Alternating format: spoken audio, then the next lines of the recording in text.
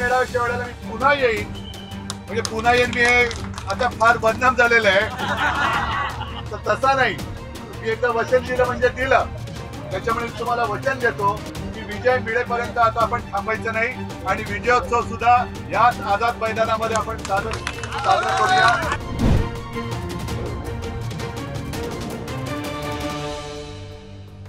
त्याने आपला करंट काढला, पण आता आपल्या सगळ्यांनी मिळून भाजपला असा करंट दिला पाहिजे की सत्तेच्या खुर्चीतून ते उडून पडले पाहिजे. मी तुम्हाला वचन द्यायला आलोय. जी गोष्ट मी तुम्हाला शिवांगीताईंनी सांगितली की आपलं सरकार असताना आपण हो बोललो होतो. तुम्ही एकजुटीने जर सोबत उभे राहिलात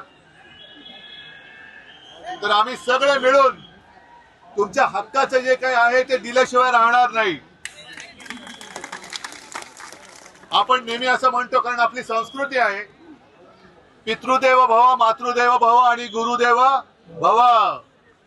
पण हे जे सत्ताधारी आहेत त्यांना गुरु कोण? दिल्लीत त्यांचे बसलेत आणि त्या गुरुच्या आज्ञा पाळून आपल्यावरती अन्याय चाललेला आहे. तुम्ही इकडे व्यथा मांडायला आलेत, बाजूला गिरणी कामगार बसलेत. एकूणच काय की महाराष्ट्रामध्ये जो भूमिपुत्र आहे, मराठी माणूस आहे, त्याला चिरडून टाकण्याचा विडा या दिल्लीच्या गुलामाने इथे घेतलेला आहे.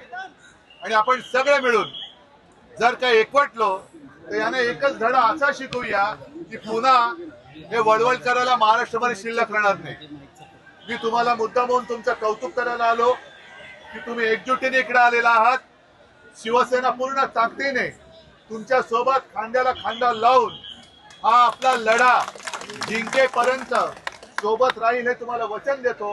आणि विजय मेळाव्याच्या वेळेला मी पुन्हा येईन, म्हणजे पुन्हा येईन मी हे आता फार बदनाम झालेलं आहे.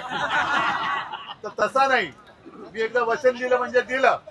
त्याच्यामुळे तुम्हाला वचन देतो की विजय मिळेपर्यंत आता आपण थांबायचं नाही आणि विजयोत्सव सुद्धा याच आझाद मैदानामध्ये आपण साजरा करूया. त्यासाठी शुभेच्छा देतो. जय हिंद, जय महाराष्ट्र.